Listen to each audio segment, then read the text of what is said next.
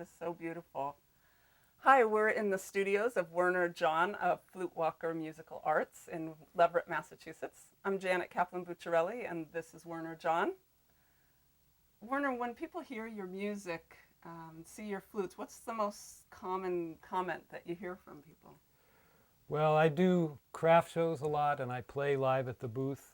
People walk by, and they look, and they stop sometimes, and they listen, and they come up, and they say, wow, that was magical.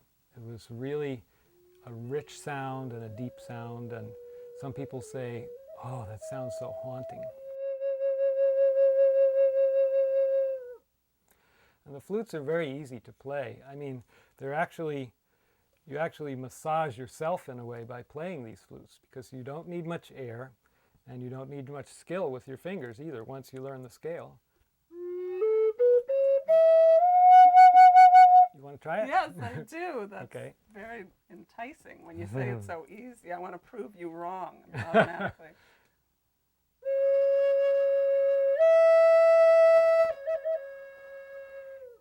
We have a new flute player. It's really light and it's so easy to play. I'm very shocked. I played flute when I was a kid, and it was not like that. I had to get my mouth just right and my fingers just right. This is much easier. Yeah. And like, sounds better. It's like blowing through a straw or something. It's very simple. And each flute has just the right amount of air that it needs. Some flutes need a little bit more, a little harder airstream, and some a little bit less. But you get to know your instrument, and it becomes second nature just in a few weeks. What's the difference between the sound of this one and some of the other ones that you have here? Well, this is, I call the Winnipesaukee flute. It has a tapered bore. I like the aesthetic of that. This one is a little more traditional. It's a smaller bore flute. You'll see the sound is a little bit different, a little kind of spicier and louder maybe too, projects better.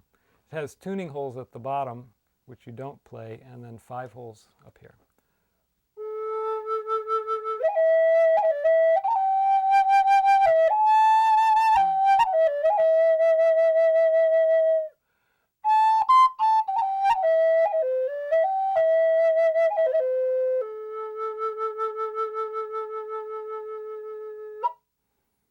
That's like crisper, cleaner. Yeah, kind of a crisper sound. Yeah.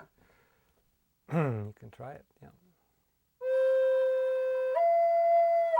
Youch. Well, that's just about knowing the scale, in which usually lift one finger at a time from the bottom. And this is a more substantial flute. It's heavier, it feels more solid.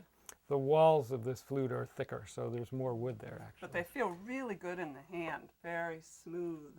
And most of these flutes are made of cedar, and cedar can be very light. You'll see this one's light also. Oh, wow.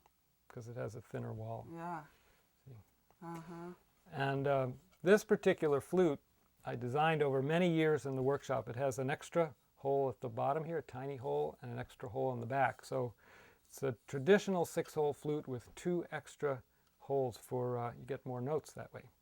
So this plays in several different keys. This is F minor pentatonic.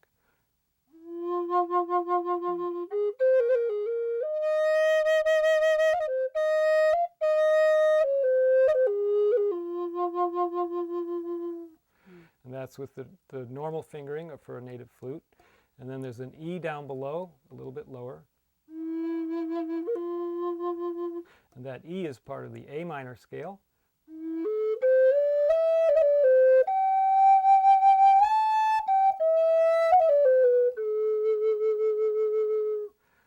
And between the extra 2 holes, it gives you a chromatic scale, so you can play all the way up and down in different keys.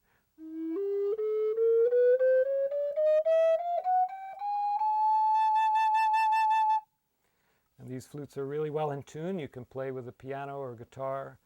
But what I like is that I don't need to understand anything about what you just said about chromatic.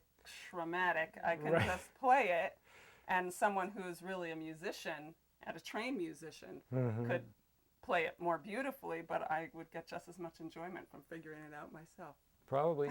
All you have to do, though, on this flute is cover the extra holes sometimes, so it's a little more complex. Great. Werner, how do you make these flutes? How do I make them? Is it Well, this is my workshop that we're in here, and I start with simple pieces of wood like this, which are kiln dried, and it has and I create the design of the flute bore. you like draw a pattern on? Yeah, there are templates that I use, and a lot of times with this model I carve it out by hand, which is actually which makes more sense because it's a tapered bore, so you can't really use common machine tools for that. So they're all made in two pieces like that, and then glued together. You'll see here the clamps that I use. The bore of the flute's being glued there. So you just to hold it. Yep.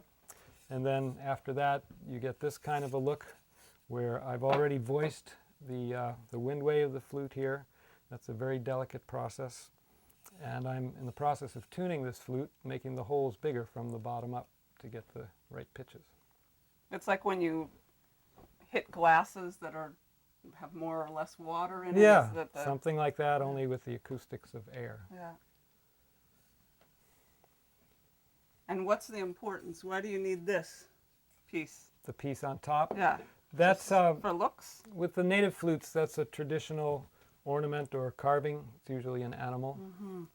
It's called the bird of the flute that sits on a part called the nest. And in my flutes, I have these ceramics that are inside there which help to absorb moisture, so you can play the flute all day without clogging up. I think what it does is it brings people back in time in a way, and it brings them down a notch from being stressed out. Because I always thought, also when I heard you play, it sounded to me like breath. I mean, it sounded like sometimes you can even hear your breath in it. Yeah. And for me, that's very calming. Yeah. It's just like, Yeah, just a beautiful breathing. I think when you hear flute, I think you kind of breathe with the flute player in a way. You know, you kind of are That's how I felt. resonating to that.